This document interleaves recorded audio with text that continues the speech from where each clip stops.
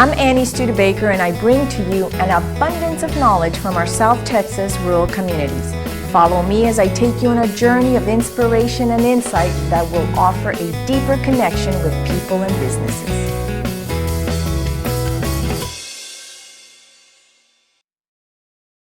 I've always been fascinated with photography, especially wildlife. Today, we'll meet Greg Storms, owner of Mockingbird Photography. He'll give us an in-depth look into the art of wildlife photography as we visit La Jarra Ranch and Estero Llano Grande State Park. But first, he's going to teach me the basics. So sit back and enjoy the show. Okay, Greg, I'm so glad that you're here because I really need to learn a little bit more about this camera and using this big lens. I have a Canon in 70D and you have a Nikon, and we have pretty much the same lens. So I really need this. Okay. So let's get started. I'm going to take notes, a few notes. All right. The thing is, you need to understand some of the basics, and light is absolutely necessary for photography, so you need to understand how you get light in and the right amount. It's similar to, let's say that you wanted a bucket full of water, okay? And let the water represent the light, and the bucket represent the amount that you need. You need a full bucket of water. Well, you could use a small tube to allow the water to come in. It's going to take a long time to fill up the bucket. Or you can use a large hose and it'll fill up the bucket quickly, time-wise. Same thing is true with a camera. When you have a small aperture, which is the opening that is allowing the light in, if it is small, then it's going to take longer for enough light to come in to give you a properly exposed picture. Oh, I see. If it is wide open, then you can have a faster shutter speed, which means you're just taking in the light much more quickly. Okay, so the smaller it is, the less light that comes in, and the longer it takes longer shutter speed. speed. I understand that now. Okay. Okay. Now, the difference between a small aperture opening and a large aperture opening is now going to be your depth of field. Yes. Okay? And depth of field means how much of the picture is in focus from front to back.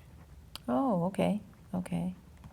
If you use a large opening and take the light in quickly, then you're going to have a very narrow depth of field. It's going to basically, sometimes even, let's say you're photographing a bird, it may be that the front of the bird is in focus, but by the time you get to the tail feathers, it's a little bit blurred, or the bokeh. And that happens. Yes. And again, that's because of the aperture opening.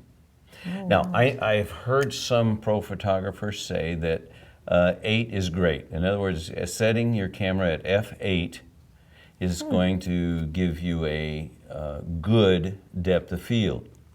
However, if your subject is close, then you're going to still have possibly more depth of field than you really want.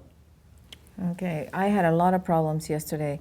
I got this lens and just got it in the mail not too long ago. And we went to shoot these baby birds in the nest.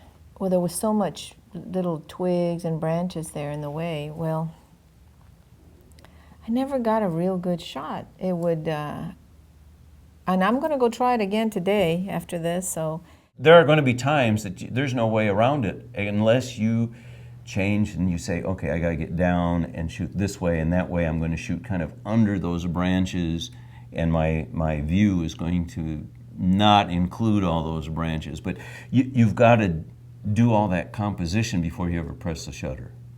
Wow. And look, move your camera, rotate it on your tripod. Okay. As you look through your viewfinder, look for the most clear opening. Okay. Now, it's nice to have the branches framing, because that's a good composition where you can frame. I understand that. But if they're somewhat out of focus, that helps too, because now your eye's not drawn to this branch or that one on the left or the right of the bird. I see why now. So far, I can understand what mistake I've made. Let's keep going. Let me see. What else? The nice thing about a long lens is that also, if you changes, it compresses your depth of field. So it makes things look closer. Wow, yes. It changes. So you can get away with a little bit higher when something's close. Okay, tell me a little bit about exposure. Okay. We've set your camera on aperture priority, which means that you can change your aperture. You should be able to see that your speed, as the f-stop goes up and your opening is getting smaller, your length of time is going to get longer and longer. So it takes longer to take the picture. Yes. Now f/22 is great for landscapes. Now you want a great deal of your shot in focus. It's not like you're photographing that bird on the nest where all you want is the bird. I understand. A person that I assist and I learn a great deal from, and her name is Ruth Hoyt, I think mutual acquaintance. Yes. And Ruth is always saying, watch the edges, Yes. watch the edges, and make sure you don't have something coming in, because you'll wonder, why is my photograph not as interesting as this other person who took it? Well, look at the edges, or look at where is the placement of your subject.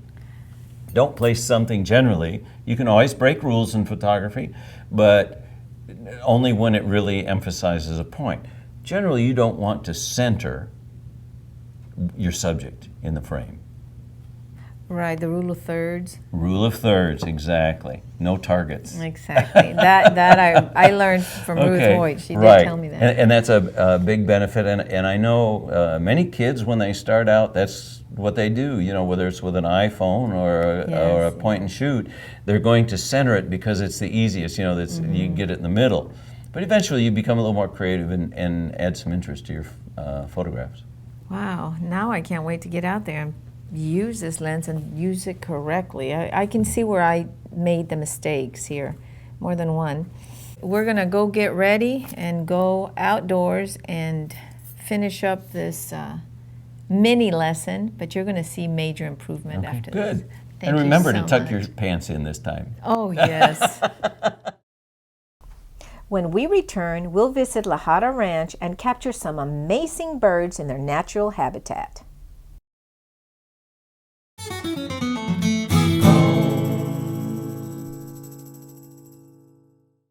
VTX1 now offers affordable advertising rates on top-rated networks on the most popular shows.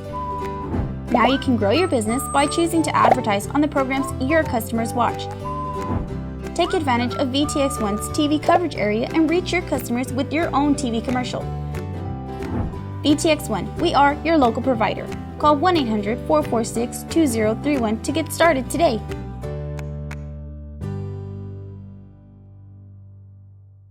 You already know VTX1 offers the best in television entertainment, but did you know that we offer the best box office hits? Upgrade to Showtime and experience the latest and greatest Hollywood movies and series you can't find anywhere else, like Penny Dreadful and Homeland, World Championship Boxing, and Mixed Martial Arts. Get 10 great channels and 4 high-definition channels, all for only $17 a month. Showtime on VTX1. We are your local provider. Call 1-800-446-2031 to upgrade today.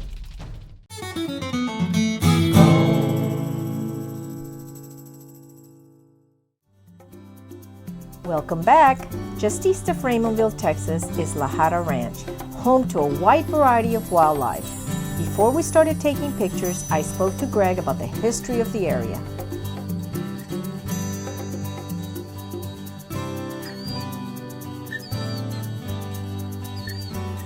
Tell me the name of this ranch. Okay, it's La Jarra Ranch, and it's going to be developed. This portion is going to be developed into a nature dedicated to nature, whether it's butterflies or insects or plants or birds or any other critters that are out here. So it's a little bit of everything.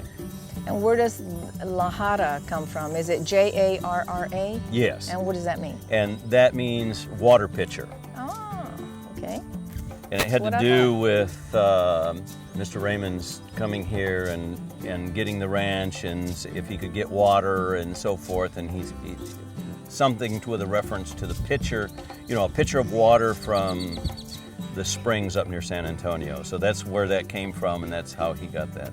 What are we going to be looking at today here? Well, we've got a number of things. We can show you things that are in the process of being developed. We can show you some of the areas where there are going to be blinds, and I have a pop-up blind in one of those areas. This property, which is 500 acres, is also going to include a senior center for the people that have Alzheimer's and like dementia. a relaxation place or something. Yeah, like a treatment center type thing. There we go, okay. And then there also will be places for those people that, let's say you're 55 and you just want a place to retire. You don't want to retire in a condo in the middle of a city, but you would like to live out in the country, but you would like to have a facility to do that, and where there's some other things. Who owns this property? This is owned by the Weddegroves. Joe Weddegrove is the one that I actually work for, and he's the one that hired me. It was interesting. 4 years ago, we were on a tour from Wilden-Willacy. Okay. And we were traveling around, and he said he owned a ranch somewhere. And I said, really? And I said, where do you own it? And he says, well, do you know that pond out across from the cemetery? He said, that's the front of the ranch. I said, really? And my interest was, I just asked him if I could have permission to walk beyond the little platform, because technically I knew that was where you were supposed to go and not beyond. And he said, I've watched you work. Yes, I'll give you permission. Well, later that afternoon, he called me and asked me to come out here, and before the end of the day, I walked off with the combination so I could get in anytime I wanted to. Yeah. Well, I'm all excited about this. Okay, great. Let's go. Let's go. I can't wait to start taking pictures. Greg has been an amazing photography instructor as well as a great guide.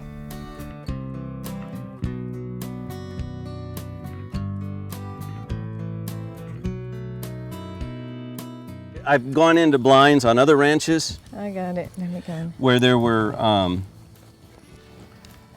big, huge black widows hanging from the ceiling. Well, please don't tell me. I'm really afraid of spiders. We position ourselves in the blind so the birds wouldn't see or hear us. The last step was selecting the right lenses. Something coming. I hear them. It sounds like blackbirds coming in. And they're pretty bold because they've gotten used to me. Yeah. Really? I'm gonna lower this just a tad. It's got a red head. Yeah, that's the male. The female's all yellow. And the gold, when it says golden fronted, it has nothing to do with the color of the head. Right at the tip of its beak, where it goes into the head, it's yellow, like a yellow spot between its eyes. Yeah. On the bill. Oh, interesting. And that's how it gets it when it flies at you. That's the yellow front, the golden fronted. Red wing. That's awesome. Wow, beautiful. Yeah, they're upset with each other. They don't want each other there.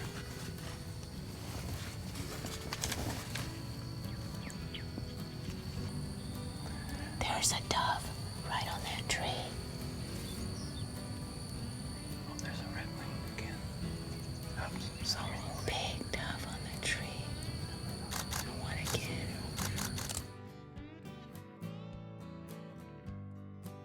Was it kind of a whitish color? It had no tan and then white.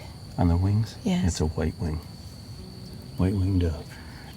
Which always brought lots of people to the valley for hunting. That's it, yeah.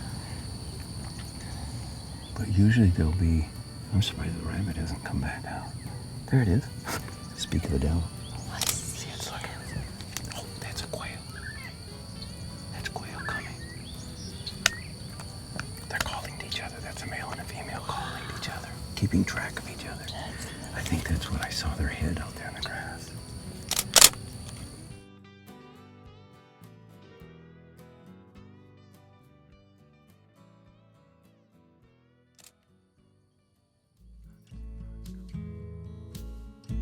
Greg's photos looked amazing. You can really see the passion he puts into photography.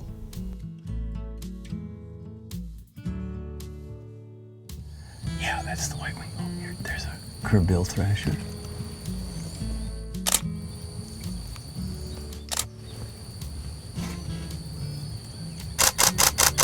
And And they have really golden eyes.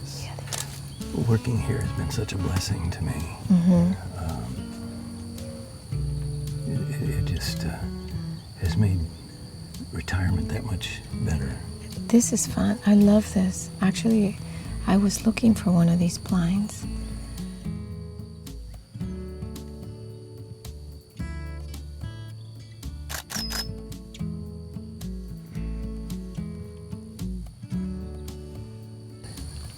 Wildlife. It's not just birds.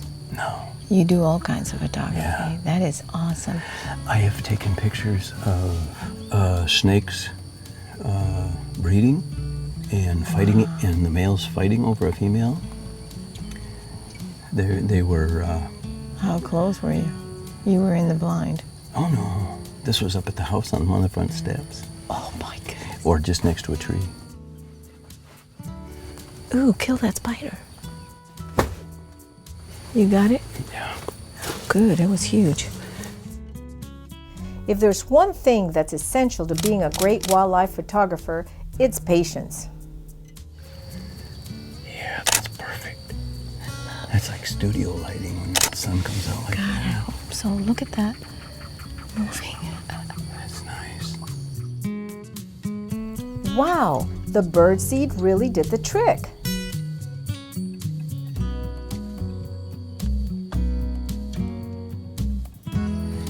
Oh, here comes another one. It's highlighted also, isn't it? The sun's hitting it just under behind it.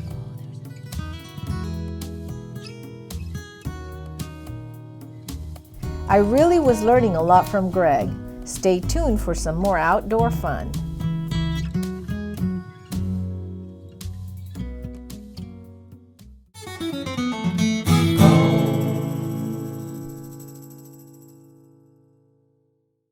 Tired of the same old food?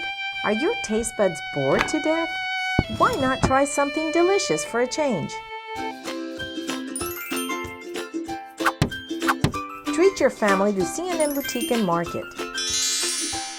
C&M has something new every day, from pasta, spinach wraps, and mango Tito breakfast croissants and fruit cups. Roasted turkey, tuna salad, and tasty frozen treats. There's a whole new world of flavor. Visit our Facebook page to see today's menu. Pick up a bite to eat before the big game. And remember, we deliver. Add a little color to your life at C&M Boutique and Market. Open weekdays 6:30 a.m. to 7 p.m. and Saturdays 10 to 5. It's the same every month. Bills pile up more and more. It's like an oncoming storm, and when it rains, it pours.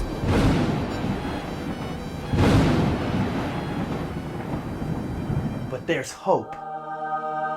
Sunloan is here to help you with the money you need when you need it. Sunloan offers reasonable rates and friendly service, and a tax service that can't be beat. Let them help you repair your credit, refer a friend, and get $25. Bask in the glory of a new day. Sunloan. Call 956-232-2057. You already know VTX1 offers the best in television entertainment. But did you know that we offer premium programming from HBO? Upgrade to HBO and experience hit original series like Game of Thrones and True Blood, World Championship Boxing, and the biggest and best Hollywood movies. Get 7 great HBO channels and 2 more channels for our HD subscribers. All this for only $19 a month. HBO on VTX1. We are your local provider. Call 1-800-446-2031 to upgrade today.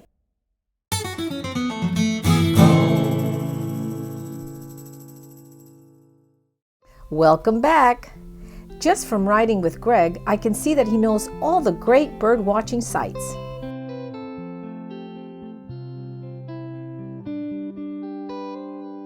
As we were getting ready to snap a photo, we found ourselves looking at a nighthawk's nest on the ground. You really never know where your next photo is going to come from. It's important not to make too much noise. You just have to concentrate on taking an amazing picture.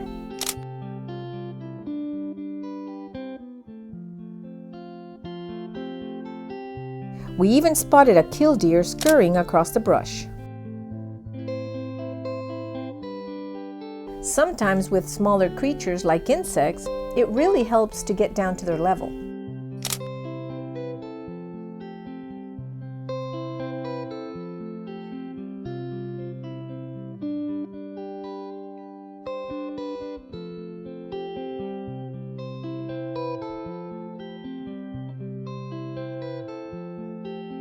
We also spotted a great kiskadee in its natural habitat.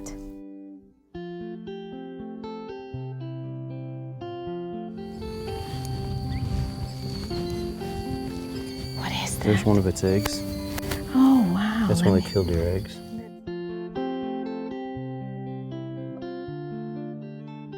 Greg told me that these locations would be perfect for bird blinds in the future.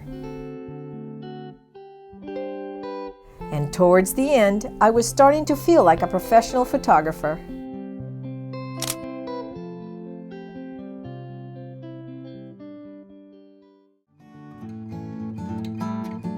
Next, we stopped by Estero Llano Grande State Park.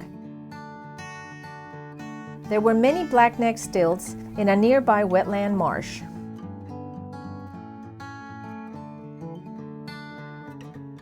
Greg showed me how to adjust the camera for the best possible shot.